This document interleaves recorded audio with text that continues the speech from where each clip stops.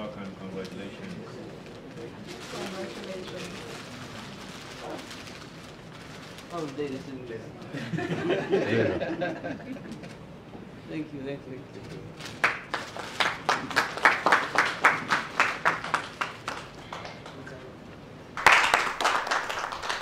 And that is, I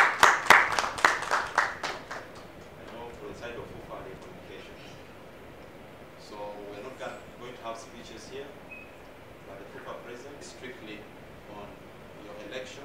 To members.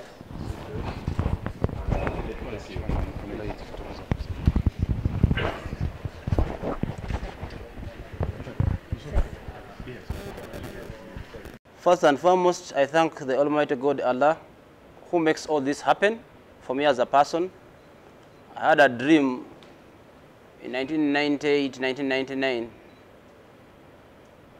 to become a member of the executive committee of CAF, because that is the time I first met a member of the executive committee of CAF. And I thought probably one day I would be, and I said it and put it in writing as a dream that by 2020 I should have achieved it. I didn't do anything after that to be, but I think God had my prayer. For some reason, here I am.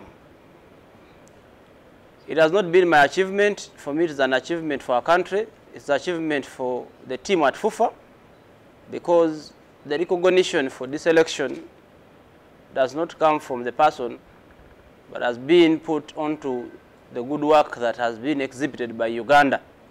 The whole of Africa is following what is going on here. The number of developments, and very many other African countries are looking at us. So when there was an opening and an opportunity, and we put in interest as candidate, the African countries decided to vote. And today we have the first Ugandan elected as a member of the CAF Executive Committee. Now, when elected,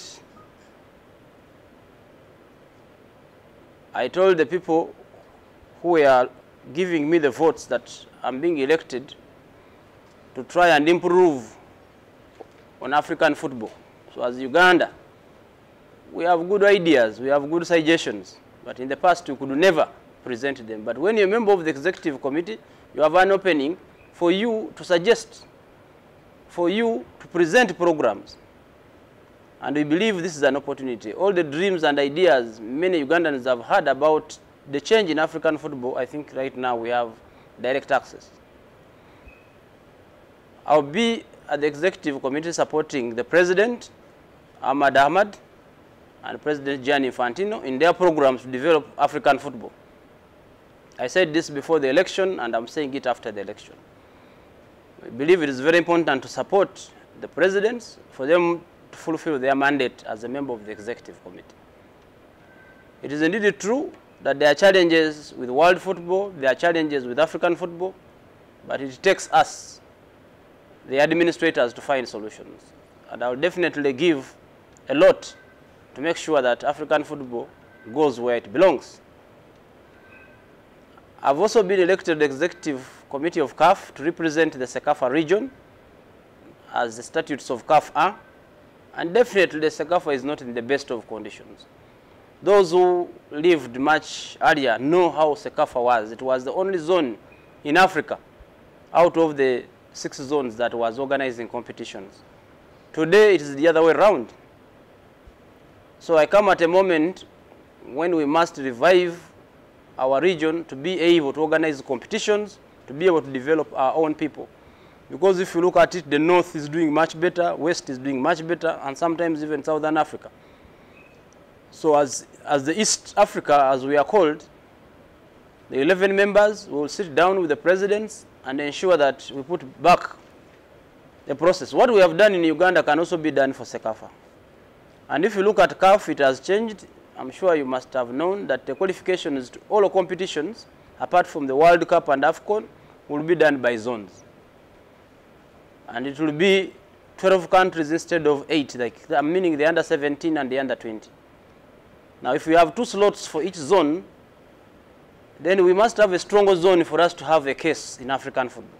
Remember, Our vision as FUFA is to become #1 football nation in Africa on and off the pitch. So for us to be able to achieve, we must have very strong neighbors, we must have a very strong region, and definitely I'm going to put in a lot more hours.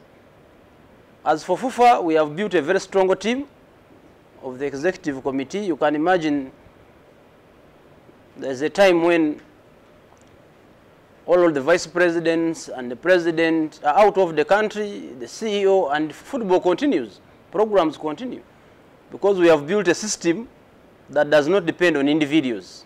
Policies are policies, procedures are procedures. So I'll put a lot more energy in the region, a lot more energy in Africa, but I also continue to supervise the team at FUFA to ensure that we achieve our objectives.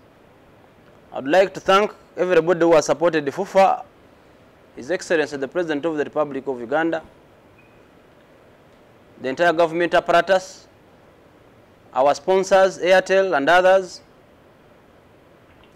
our dear fans, and I cannot forget the media, because whatever Africa has realized that we have done has been projected by the media here.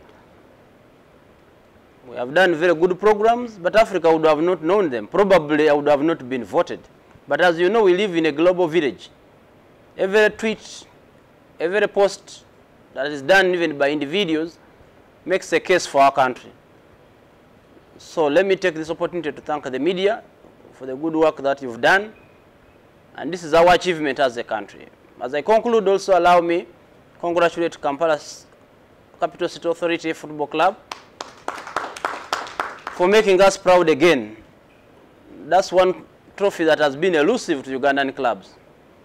In the over 40 editions, we have won it only 6 times. You can imagine.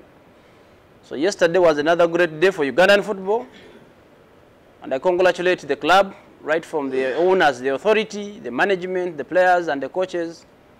And we are much, much happier today with the events that are unfolding. We believe we should work more, because we have raised the appetite of our fans in terms of achievements.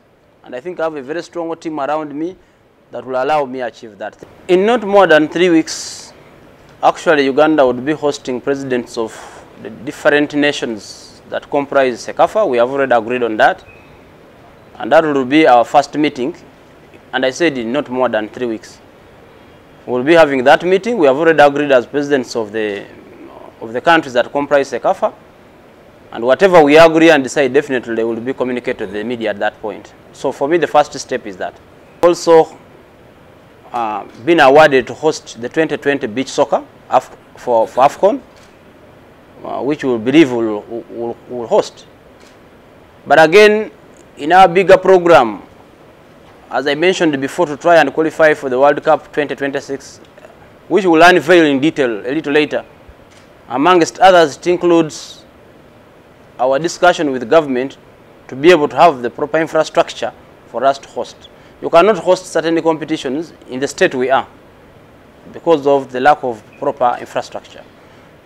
But we have a very good understanding, we have a very good talk we are having with government. We believe that probably that is where we shall be going next. As a region, definitely we would be bidding to host competitions. There are countries that are in a position. I think Ethiopia will be very ready soon. They have over 10 different stadiums that are coming up.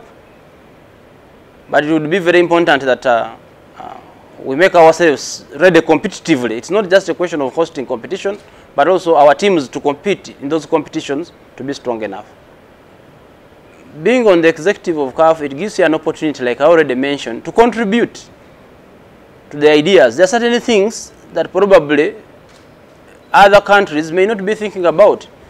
It's not by accident that we are now qualifying countries by zones. As you may be aware, I've already been a member of the executive, but on the mandate of the president. Now it's on the mandate of African members that voted, and those, of course, who didn't vote. That gives you a difference because it can allow you to make an independent opinion. By already the time I've been on the executive, the number of good ideas that have come up, qualifying into the final tournaments of Africa by zone is a contribution that has come largely from CECAFA. Definitely other zones may not have wanted it that way. So there are so many other things that will come, but I think for me it is important. And as FUFA, we take a direct benefit because we are some steps ahead of the countries that don't have representation at CAF. Africa has looked at what we are doing, and we live in a global village. It is indeed true, the performance of the national team is one of the key performance indicators to indicate the output of the federation. But there are very many other different things that we are doing that other countries look at. And for me, probably there are some of the things that have actually helped the national team to perform the way it is performing. The Juniors League, the Women Elite League, the reorganization of the Premier League, our relationship with the sponsors, most importantly, our relationship with the government. Very many other African countries, federations and governments, they have a challenge. But for us, we have a president who is now juggling the ball. We have a president who is calling who is calling players by the names. And that's not very easy. It has come out of very hard work by the team around FUFA. So they look at all these things. It's not just the performance of the team, but they look at so many things. And these are the things that eventually make probably the team perform the way it's performing. A number of sponsors that we are bringing in. So Africa looks at us in a totally different way. And probably that's why they have been able to want us to be the voice on their behalf on the executive. Congratulate KCC. We are very proud of KCC. KCCA for the moment they have given us. It was very beautiful football for those who were following, and for us, it gives us an example. The reason we are proud of KCCA is because they are using development, they are using club licensing, they are using organic way of developing a football club. The number of players who have been promoted from the junior team to the senior team, and these players are actually bringing results internationally. I think it's a lesson to very many other clubs that is possible to play very good football, to have very good players by developing and getting players from the junior sides. If all other clubs or many of the clubs in the Premier League do the same, then we'll have a quality of many Ugandan players. So for me, I'm very proud of what they are doing, and I think it should be an example to the rest of the clubs. Instead of buying senior, old players, it is important, it's possible to get a mix such that the younger players eventually, because we need players, we need better players every day. Okay, thank you. And that's the dream is to play at the World Cup in 2026. And definitely disappointment opens so many things. It opens very many contacts. As soon as I was voted, there were very many people who have already come to us, interested international sponsors, interested organizers of events in other continents, because they look at you from a very different perspective because of the election.